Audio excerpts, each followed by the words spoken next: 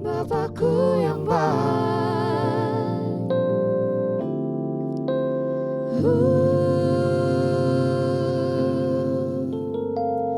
memandang wajah-Mu, rasakan kasih-Mu,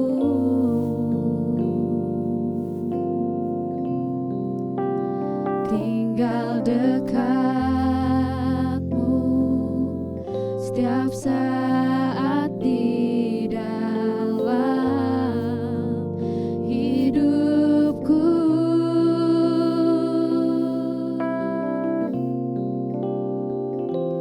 Bapakku yang baik, sangat ku cinta.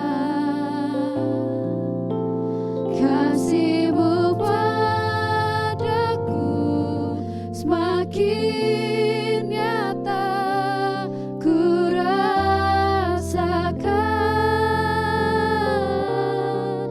Kaulah Bapakku yang baik, penuh karunia. Ku bersyukur selalu kepadamu, Bapa.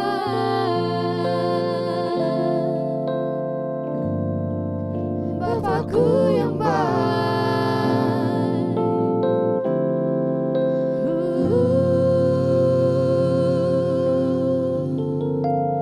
memandang wajah-Mu, rasakan kasih-Mu,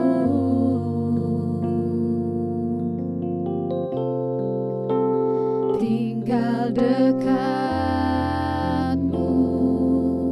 setiap saat di dalam hidupku. Bapakku baik, Bapakku yang baik, sangat ku cinta. Kasih-Mu padaku semakin nyata ku rasakan. Kaulah Bapakku yang baik, penuh karunia. Ku bersyukur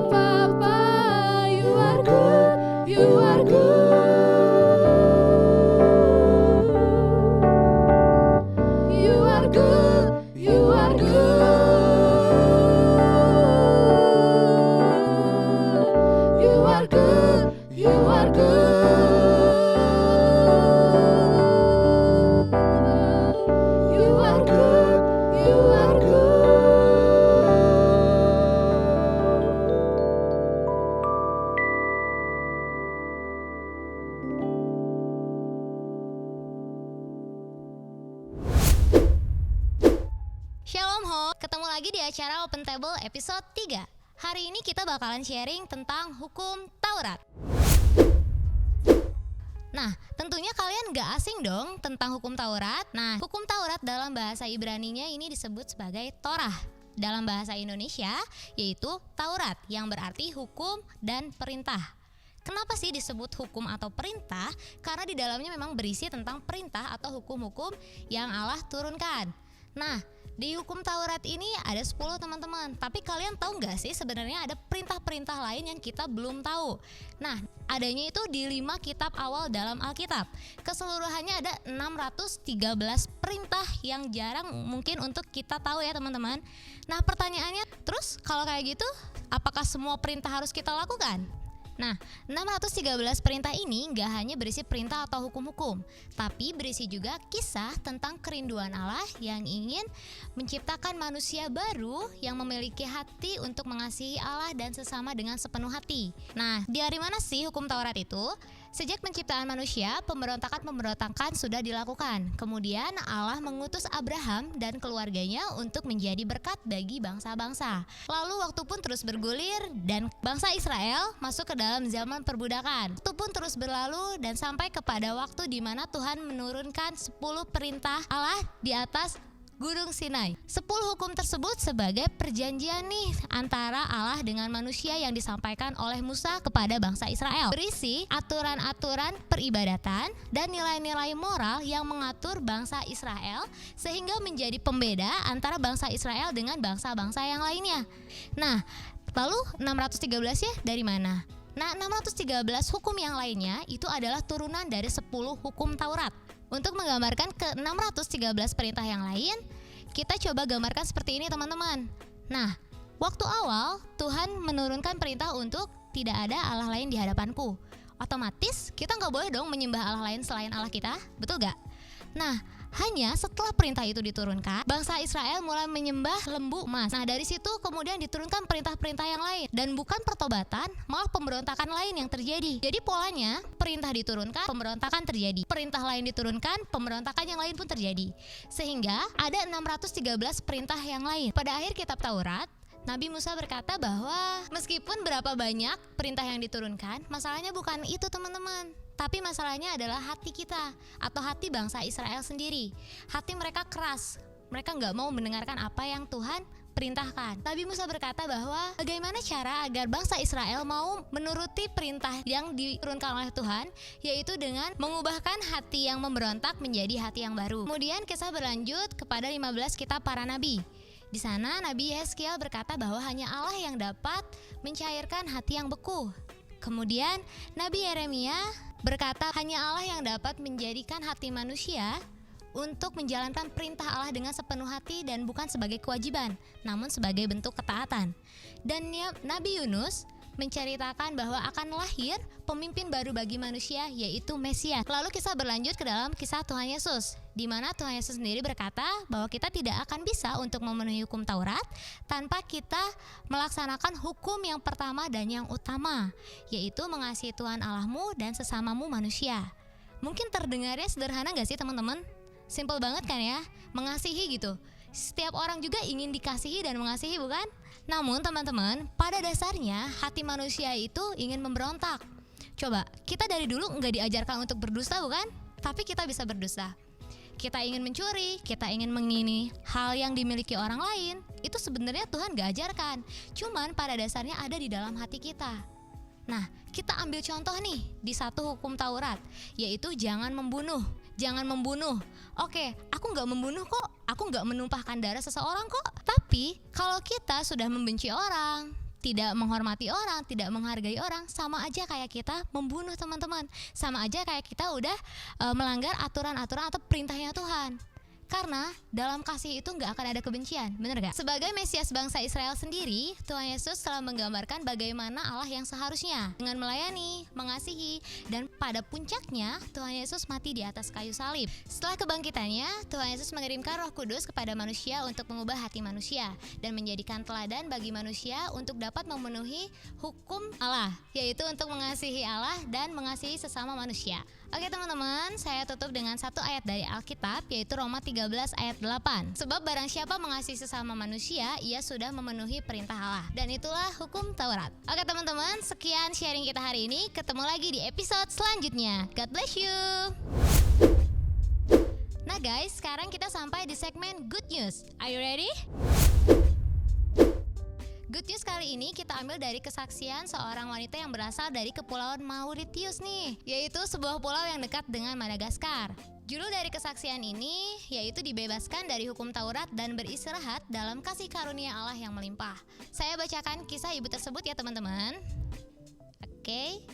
Saya mengenal Injil kasih karunia melalui seorang teman saya yang membagikan pesan tersebut 2 tahun yang lalu. Pada saat itu, saya menolak dan tidak menerima sama sekali karena saya diajari untuk mematuhi hukum Taurat. Kami bahkan berdebat tentang hal itu. Suami saya selalu hidup di bawah kasih karunia. Karena itu, saya selalu bertanya pada diri sendiri, mengapa dia masih diberkati bahkan dengan semua kesalahan dan kekurangannya?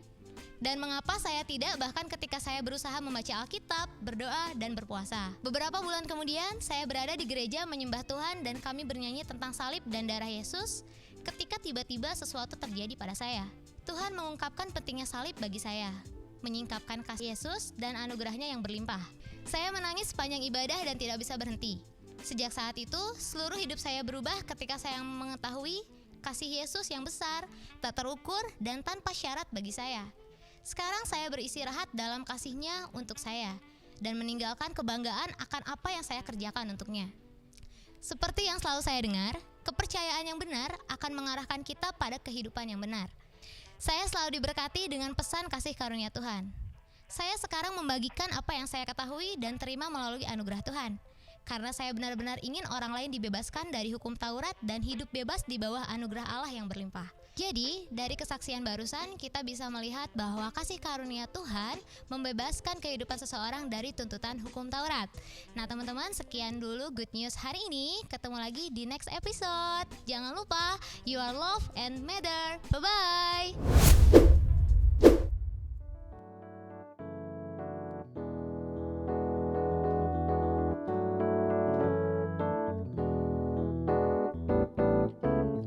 Kecaplah dan lihatlah betapa baiknya Tuhan itu.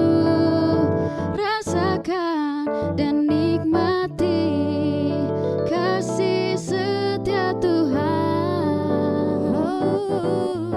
Kecaplah dan lihatlah betapa baiknya Tuhan itu.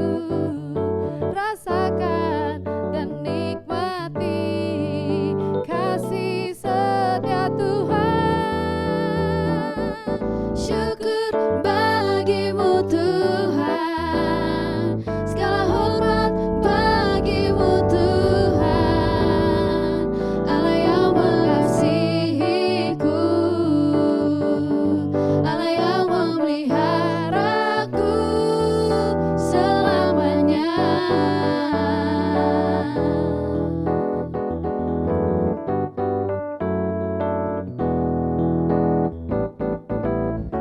Kecaplah dan lihatlah betapa baiknya Tuhan itu. Rasakan dan nikmati kasih setia Tuhan. Syukur bagimu Tuhan, segala hormat bagimu Tuhan, Allah yang mengasihiku, Allah yang memeliharaku. Syukur